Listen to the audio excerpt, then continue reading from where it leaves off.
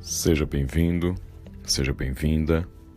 Caminhamos para o penúltimo dia dos nossos encontros com o profeta Ezequiel e suas mensagens de zelo do Senhor em relação ao seu povo, na relação com este povo, na santidade exigida de cada um deles e desse renovo e redenção que somente o Senhor pode trazer. Hoje lemos os capítulos 43, 44 e 45. Mais uma vez, no capítulo 43, o profeta tem a visão da glória do Senhor e de uma glória que volta ao templo. Depois de ter abandonado o povo de Israel, esta glória do Senhor faz com que o profeta perceba o retorno dela ao templo do Senhor, vindo do mesmo lugar de onde havia sumido, desaparecido da presença do povo. E faz este profeta, mais uma vez, prostrar-se com o rosto no chão. O Senhor então começa a falar sobre esta dinâmica que haveria de reger os próximos dias do templo do Senhor. O Senhor chega a dizer: eles, o povo de Israel e seus reis, nunca mais profanarão este lugar. Nunca mais profanarão meu santo nome, ao cometer adultério adorando outros deuses ou ao honrarem relíquias de seus reis que morreram. O Senhor então começa a falar sobre esse período de santidade que viria sobre o templo, o altar sendo consagrado. Fica claro que uma coisa é a arquitetura do templo, sobre a qual nos debruçamos nos capítulos anteriores da visão de Ezequiel. Outra é a glória de Deus que enche o templo. Seguimos então com o capítulo 44, onde o Senhor continua falando sobre esse retorno da sua glória ao templo. E então Ezequiel diz que o homem que o guiava por essas visões o levou para a frente do templo. Ele olhou e viu novamente a glória do Senhor encher o templo. E mais uma vez, prostrou-se com o rosto em chão. O Senhor então começa a dizer que este povo passará a usar linho e não mais lã. E existe aqui algo talvez que seja interessante notar. Estamos falando de sacerdotes que não mais usaram lã, tecido extraído do corpo da ovelha, da pele da ovelha, mas passaram a usar linho, cultivado, tratado, regado.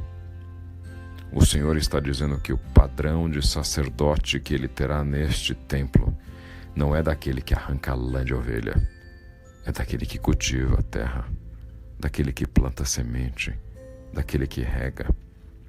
Nós, sacerdotes do Senhor, jamais devemos ter um chamado para arrancar carne, lã, pele, sangue de ovelha. Nosso chamado é para lançar sementes, para cultivá-las, para fazê-las crescer, para delas extrair aquilo que o Senhor nos deu. Este é o chamado do sacerdote. O Senhor ainda continua falando a respeito da herança dos sacerdotes, deixando claro que eles não terão propriedades, pois eu sou sua herança. Seu alimento virá das ofertas e dos sacrifícios que os israelitas trouxerem para o templo. O Senhor deixa claro que esses sacerdotes devem ter somente uma ambição: fazer o nome do Senhor conhecido em toda a terra, glorificá-lo, adorá-lo e levar o povo a esta vida de adoração. No capítulo 45, então, o Senhor começa a falar da repartição da terra entre as tribos de Israel e diz ao povo para que separe para o Senhor uma parte como sua porção santa. A primeira divisão deve ser feita para o Senhor. Tudo que oferecemos a Ele não pode ser o resto, as migalhas, mas sim as premissas daquilo que possamos oferecer a Ele. O Senhor, então, deixa claro também, neste capítulo 45, a respeito daquilo que Ele espera dos príncipes de Israel, dos líderes de Israel.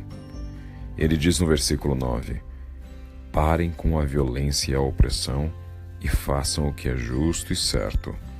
Parem de expulsar meu povo de suas casas, diz o Senhor soberano. O Senhor exige desses líderes uma conduta de retidão, de misericórdia, de atenção, principalmente com aquilo que Timothy Keller, em Justiça Generosa, denominou de quadrante da vulnerabilidade. O Senhor exige de seus líderes que cuidem do pobre, da viúva, do órfão, do estrangeiro. O Senhor, então, faz questão de continuar neste capítulo 45 com as mensagens a respeito das ofertas especiais, das comemorações, daquilo que o povo ofereceria de oferta ao Senhor. Novilho, sem defeito, para purificar o templo. Altares sendo erigidos para se tornarem sagrados. Percebemos então que depois de expressar a dinâmica de uma teologia da arquitetura do templo, passamos a ver uma teologia do preenchimento do templo.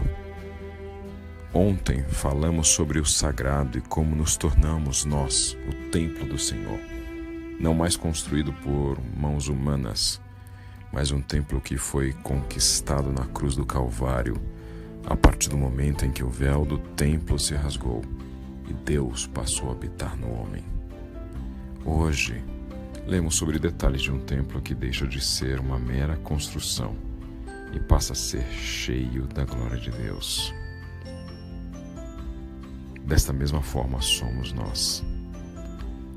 Podemos ser prédios vazios, preocupados simplesmente com a estética de nossa arquitetura externa, com aquilo que é vislumbrado e percebido pelo mundo. Ou então, passamos a perceber que este templo que nós somos precisa ser cheio da presença de Deus, cheio da glória de Deus. É importante que o templo tenha uma estética, e Ezequiel deixa isso claro. Mas o ápice, o apogeu, a razão de existência do templo é ser cheio da glória de Deus, é ser a habitação do Deus vivo. E a glória de Deus é essa presença que eu e você sentimos, que nos leva à adoração, que nos leva a uma vida de temor em tremor, em que Deus está presente e só nos resta prostrar o rosto, o coração e a mente e adorá-lo. Escolha na sua vida ser um templo do Altíssimo. Reconstrua-se, feche suas brechas, resolva antigas trincas que queriam levar este templo ao chão. Quantas e quantas vezes pensar em derribá-lo, mas o Senhor o manteve de pé e o reconstrói para que este templo volte a ser o lugar da habitação do Altíssimo. Permita-se sentir esta glória do Senhor invadindo a sua vida. Permita-se ser este templo a ser cheio com a sua presença. Que Deus te abençoe.